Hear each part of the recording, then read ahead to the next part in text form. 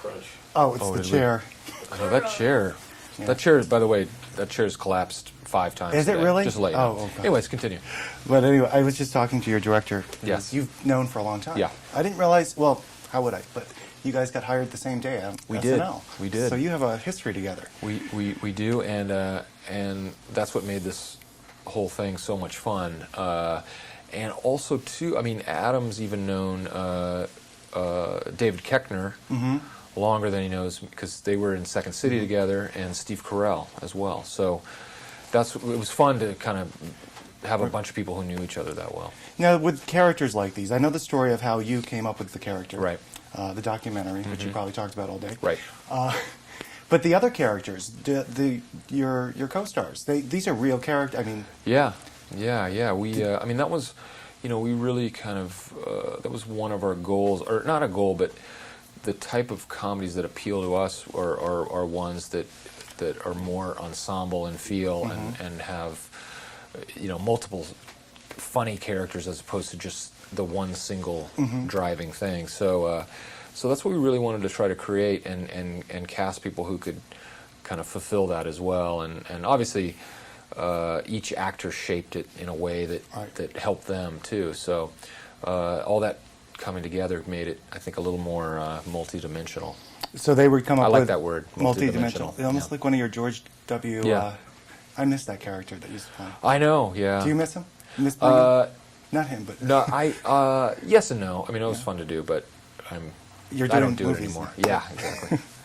But anyway, when you were looking at you could only go back to the past to make this movie, because today you'd get arrested for behaving that way in a newsroom with a female. Yeah, exactly. Yeah. No, which was as we started kind of looking into it, it was just really making us laugh that these kind of sexist attitudes that were somewhat commonplace, they just seem so foreign now in a way. And the fact that you could, or at least in fiction, could walk by a woman and slap her on the fanny. Right. That's funny. Yeah. Well, also, I mean, you have movies where they're making fun of the '70s styles. I mean, that's just your backdrop. Yeah. I mean, that's exactly. That wasn't the goal. And in fact, the only reason why we even had it in the '70s was because we needed that kind of the battle of the sexes, but we didn't want it to make it. It didn't need to be a film of '70s jokes strung together. When you came up with the Anchorman, the voice, were you thinking of just growing up, what you remember about Anchorman? Yeah. It was, everyone kind of has in their collective memory the people they watched from wherever they are in the different parts of the country, and it's funny because of the kind of people try to get rid of their regional accents. Everyone, doesn't matter what part of the country, you kind of listen to or saw the same guy, and that's we're hearing that Ron Burgundy is reminiscent of people that everyone saw growing up. So many. Yeah. One of the things I think is funny about the character which you guys hit, because you've never worked in a newsroom, right? No. Okay. No. This lead anchor, if he's popular, right, and he's not very bright, he really has this confidence in the newsroom. But it's just embarrassing. Well, that's Ron Burgundy to a T. He's for unearned confidence is one of the funnier things we think to kind of exploit in a character like this. Yeah, you come up with you explain. Someone has a question, but you have the answer.